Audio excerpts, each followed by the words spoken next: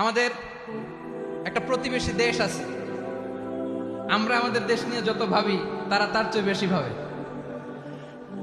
কথা বুঝতেছেন না? আরো ভেঙে বলতে হবে। আমরা আমাদের দেশ নিয়ে যত উদ্বিগ্ন, এদের আরো টেনশন বেশি। বলেন, আমাদের দেশে শান্তি আছে না নাই?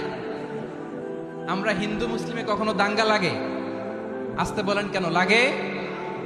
ওদের পূজা পার্বণে আমাদের মাদ্রাসার ছেলেরা যে পাহারা দেয়, চিল্লায় বলেন ঠিক কিনা? আমাদের তাফসির মাহফিলের সময় ওরা ডিস্টার্ব করে, ঢোল বাজায় না। ওদের পূজা পার্বণের সময় আমাদের তাফসির মাহফিলের ডেট হলে আমরা চেঞ্জ করে দেই। সুবহানাল্লাহ, কি সাম্প্রদায়িক সম্প্রীতির রোল মডেল। আর ওই বাংলাদেশের ব্যাপারে তারা অনেক ডিস ইনফরমেশন ছড়াচ্ছিল।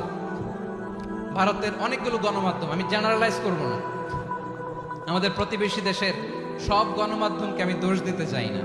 অনেকগুলো গণমাধ্যম তারা ডিস ইনফরমেশন শেয়ার করেছে। ডিস ইনফরমেশন আর মিস ইনফরমেশনের পার্থক্য আছে। মিস ইনফরমেশন না জেনে ভুল বুঝে একটা মিথ্যা বা ভুল তথ্য ছড়িয়ে দেয়া, এটার ক্ষমা আছে, এটার কি আছে? আর ডিস ইনফরমেশন মানে ইচ্ছা করে, প্ল্যান করে, ম্যাপ করে, ছক এঁকে মিথ্যা, গুজব, রটনা সোশ্যাল মিডিয়ায় ছড়ানো, এটার ক্ষমা আছে? আওয়াজ করে বলেন, ক্ষমা আছে? ভারতের কিছু গণমাধ্যম তাই করেছে। আমরা ব্যথিত হয়েছি, আমাদের হৃদয়ে রক্তক্ষরণ হয়েছে। আমাদের প্রতিবেশী দেশকে বলতে চাই, আমাদের দেশ নিয়ে আপনাদের ভাবার দরকার নাই। নিজের চরকায় তেল দেন, নিজের দেশ নিয়ে ভাবেন।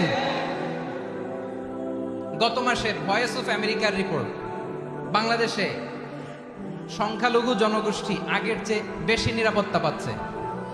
Report voice of America, Muslim report নাকি?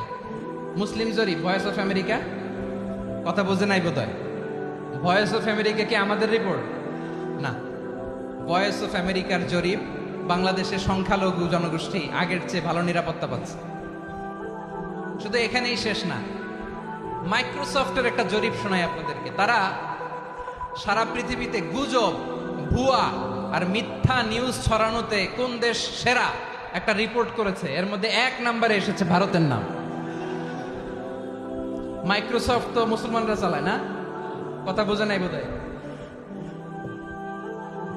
প্রতিবেশী দেশকে বলবো, আপনারা নিজের চরকায় তেল দেন, আপনারাও শান্তিতে থাকেন, আমাদেরকেও শান্তিতে থাকতে দেন।